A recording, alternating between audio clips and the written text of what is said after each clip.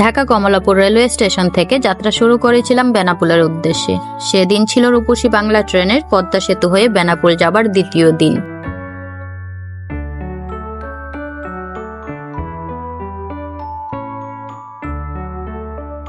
আমি যখন গিয়েছিলাম তখন ট্রেনের দ্বিতীয় দিন ছিল, তাই ট্রেনটি ছিল ফুল দিয়ে সজ্জিত।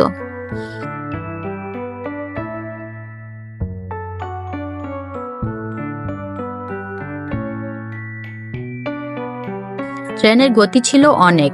নতুন ট্রেন, নতুন রাস্তা হওয়াতে দ্রুত গতিতেও কোনো শব্দ হয়নি ভিতরে। খুবই আরামদায়ক ছিল সেই জার্নিটা।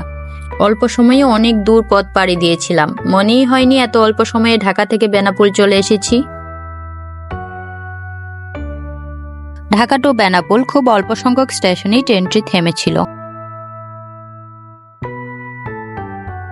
কম বেশি অনেক জায়গায় ট্রেন দিয়ে জার্নি করেছি, তবে ঢাকা টু বেনাপোল জার্নিটা ছিল একেবারেই অন্যরকম, কারণ সেটা ছিল নতুন রাস্তা, নতুন ট্রেন। ট্রেনে সেই চিরাচরিত জকজকাচক আওয়াজটা একেবারেই ছিল না। একদম স্মুথ ছিল তার পথ চলা।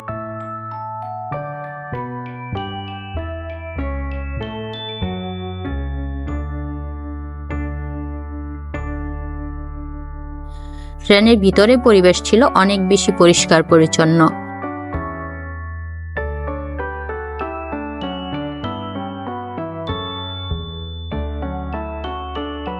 ভালোই লেগেছিল যখন পদ্মা সেতুর উপর দিয়ে ট্রেনটি যাচ্ছিল।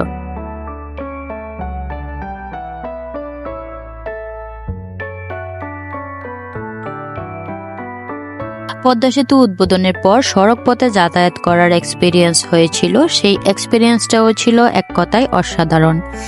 এবার রেলপথের উদ্বোধনের পর রেলওয়েতে যাতায়াত করা হচ্ছে, এটাও এক ধরনের অসাধারণ অনুভূতি।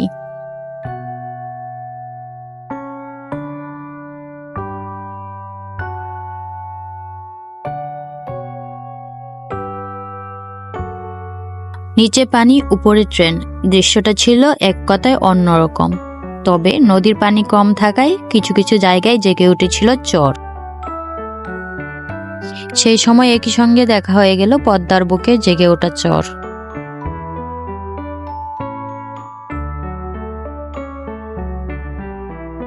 ট্রেনের চলার পথে সঙ্গী ছিল ফসলের মাঠ এবং প্রকৃতির নানা উপাদান।